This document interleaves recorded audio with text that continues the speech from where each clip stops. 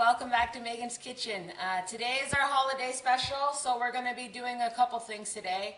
I'm going to be making a pumpkin pie and a cranberry sauce. So I'm going to use the kabocha pumpkin, and I cut it in half, and I took all the seeds out, and I boiled it until it was mushy. And so here you can see my mushiness. Today I'm joined by some special guests, my son Raymond and my daughter Emily, and they're going to help assist me today. So what you want to add into your kabocha pumpkin pie first is you want to add 2 eggs. So I'm going to have Raymond add an egg. Can you do it? What? The egg? Yeah, and put it in there. He's adding the egg. Watch out, don't get nothing in there. And your other egg.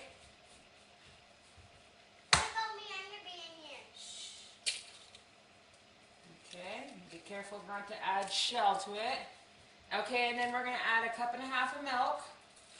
1 cup. Oh.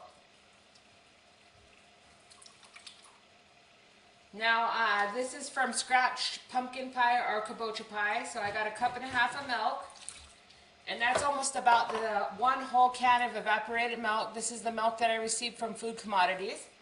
And then you add 1/2 cup of brown sugar. So I'm going to put that in there, and I'm going to let my daughter mix it. Go ahead and mix it, Emily. Say hi to the camera. Hi. Turn it on. So you want to mix it all up until it's nice and smooth consistency, just like you would in any pumpkin pie. And so what I did with my kabocha, once it was done, I mashed it with a masher, and then I'm just adding it in here. Just the same, it's the exact same recipe you would use for any pumpkin pie. So we're going to add, we also have some sugar. It's about 1/2 cup of sugar, 1/2 teaspoon of ground cinnamon, 1/4 teaspoon of ground ginger, and ground nutmeg. And then we're going to pour it in. Come on over here, Riley. So I have my other son here, Riley. He's going to pour in the sugar. Go ahead and pour it in. Be careful, Emily. Don't get him.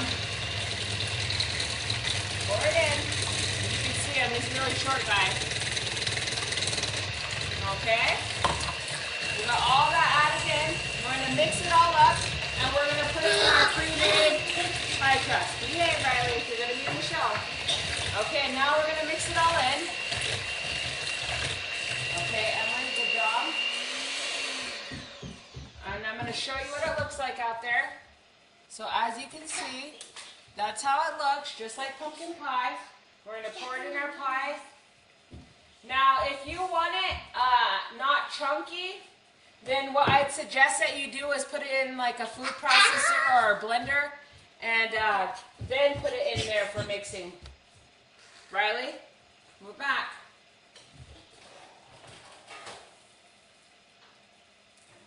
Okay, so we're going to set that in the oven at 425 for 15 minutes, and then we'll turn it down to 375.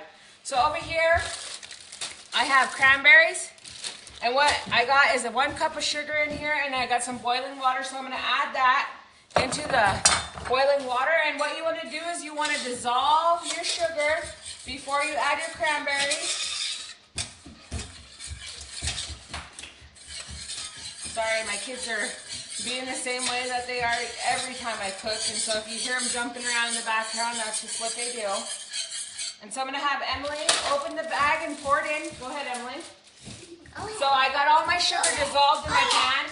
And I just wanted to say a special thank you to Tina Bieber Daynard. She gave me these pots and pans set for the cooking show, and I just really appreciate it, and I was blessed. They're nice stainless steel, awesome pan set. So you want to put your cranberries in there, and you want to heat it until they start popping. Once you see them start to pop, then that's when we're going to add in some canned peaches that we received from Food Commodities. And then once that's all done, all you have to do is put it in your fridge and cool it for tomorrow. So this is our Thanksgiving Day special. And so now if you can't have sugar, if you're diabetic, I would recommend using 1 cup of Splenda. Also, like if you wanted to use Splenda for your pumpkin pie, you could use that as well. So I'm just going to keep cooking these until they pop, which shouldn't be too long. Mom, can I watch out? So Mom, you better let me watch it because I don't want to hurt myself. Watch out, son. Get down. Get down. It's gonna pop. So they're still cooking, and then I got this on the timer for 15 minutes. I'm sorry I didn't set my timer on time, but I got about 14 minutes going on there. And what you want to do is you cook it at 425, your kabocha pie. Sorry, I switched from one to the next. And then once you cook it, that kabocha pie at that for 15 minutes, and then you turn it down to 350 for 45 minutes. Just like any pumpkin pie, that's how you do it. So now my cranberries are starting to boil. Once they start popping, I'm going to add in, so I can see that they're starting to pop a little bit. Then I'm going to add in my peaches. Now I drained these peaches so that there's no fluid left in them. And I'm just going to throw them in, and it's just going to be some good cranberry sauce. Not yet. You don't want to add your peaches in at the same time as you do your cranberries because you don't want them to mush. And so we want to keep them nice and firm for our cranberry sauce. I'm sorry, I have 3 kids here with me at the same time and they're acting very crazy. So you hear them if they're popping. I don't know if you could see them, but they're popping up a storm. Get back, it's hot.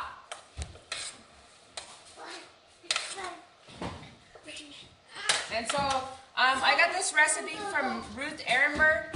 She made it for us last Thanksgiving and it was really delicious, but she used Bosc pears.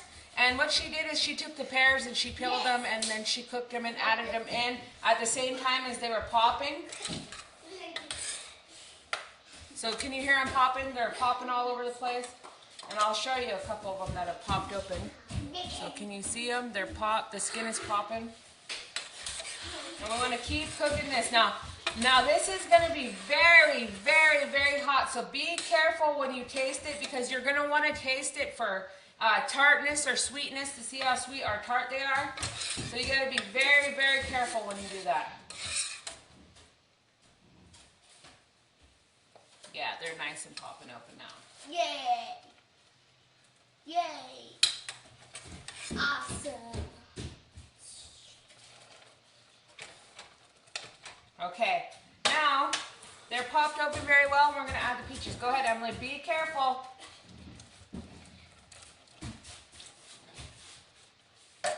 So I'm going to let that cook down on medium now for a little while until it's cooked to a nice little thickness, and then that's it. So I'd like to thank the people that make this possible and the programs that make this possible. I'd like to thank Grady at Greenfire Farm. This is his beautiful kabocha squash. I'd like to thank the Hoopa Food Distribution, the Food Policy Council, the Clam Trinity Resource Conservation District, and I'd like to thank our newest contributor, Access Humboldt, for airing our program on their website and on their channel. If you're watching from Access Humboldt, please go to my Facebook page at Hoopa Garden or watch the show on YouTube under Cooking Healthy in Indian Country. Talk to you later. Bye!